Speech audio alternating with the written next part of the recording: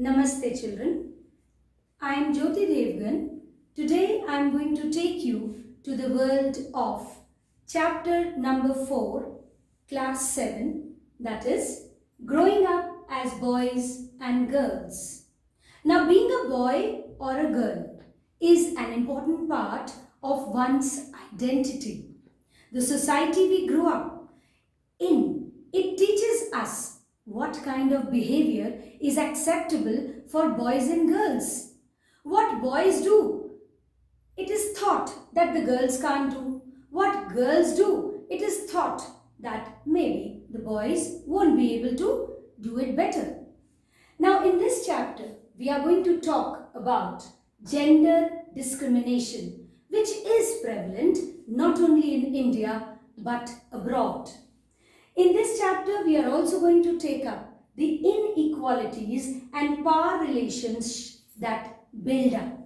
Not only this, we are also going to talk about the roles played by women and the work done by them. Usually, the work done by females is not valued. But why? The question arises. We are going to talk in this chapter with the help of 2 case studies, the role of women and men. Now coming up to the 2 case studies. First is growing up in Samoa. Samoa is an island in the Pacific Ocean. We are talking about 1920s. Now there the children did not go to school. In 1920, that time, boys or girls, they did not go to school. Fishing basically was an important activity. Mostly the household work was done by the boys and girls. The boys, they still did some outdoor activities, but the girls were supposed to look after the younger siblings. Siblings meaning younger brothers and sisters. Or they engaged themselves in weaving baskets and cooking. Now taking up the second case study, that is growing up in MP, that is Madhya Pradesh, in 1960s. There were separate schools for boys and girls. And not only this, there was total seclusion, means segregation of boys as well as girls due to safety measures. Now, there were open playgrounds for boys, but the girls were supposed to only play in the central protected courtyard. Now, the girls were supposed to come back home straight from school. But the boys, of course, could loiter around here and there. Not only this, now a question arises, why were the girls supposed to go back home? Definitely due to insecurity, because of the fear of being attacked by anybody. Now, taking the chapter further, we realize that, have we ever realized rather, that why does this discrepancy occur? I think it is because the boys are brought up in a different manner and the girls are brought up in a different manner. The girls, if you talk about their favorite color, they would say, pink. And the boys, if you talk to them, they'll say blue. If we talk about toys, then the girls would say, I want a doll. And the boys, I'm going to go in for an aeroplane or maybe a car. So it is we people, the way we bring up our children right from the beginning. That's what happens in the Indian society.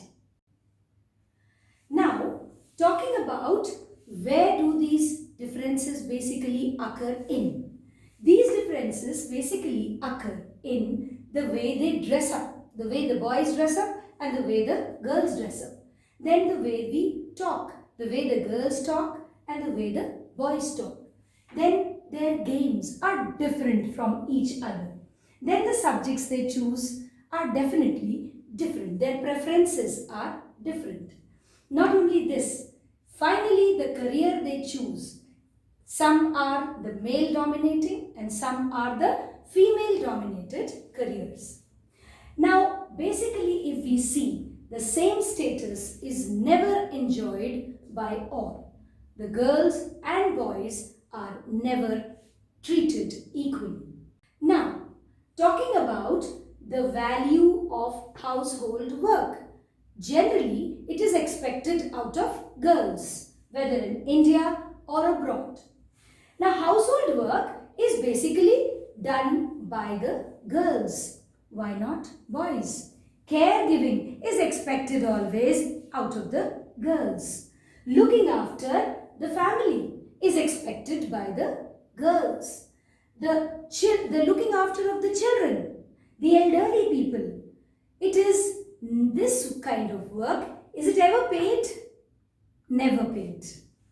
Now, double work burden for the girls. Yes, it is indeed, especially for the girls who are in a job. They are 9 to 5, they are in the job, but when they come back, all these household chores are expected out of them. Now talking about the domestic workers, in India, most of the times, most of the places you'll see, we have females for sweeping, washing, cooking, babysitting, and when it comes to the payment, they are poorly paid. Although, don't they put effort in mopping and cleaning? How much time, how much labor, but they are not, rather they are never paid equally. So a question arises, why? Not only this, in rural areas, if you see, the males go, even if it is the wife of a rickshaw puller, the man goes well fed, and the female, after feeding his man, after that she goes to fetch water several kilometers. Then she goes for collection of firewood. That is not the male's job. Now, is she being paid for it? No. Now, coming over to the work and equality. How we give importance basically. It is given in our constitution clearly that men and women are equal. They are given equal rights, but still this disparity remains in the society. There should be no discrimination. Rather, no discrimination should exist. Now, positive steps are being taken by the government according to the Constitution of India. Opportunities are being given to the females. Welfare schemes are being launched for the females. The burden of childcare and household work finally falls on the females. So the government has taken some steps. For example, Anganwadis have been established not only in villages but also in cities. Now, what are Anganwadis? These are child care centers, and now it has been made compulsory by the government of India that any company which has 30 women employees will have to give the creche facilities, creche meaning babysitting facilities or the Anganwadi facility to the employees.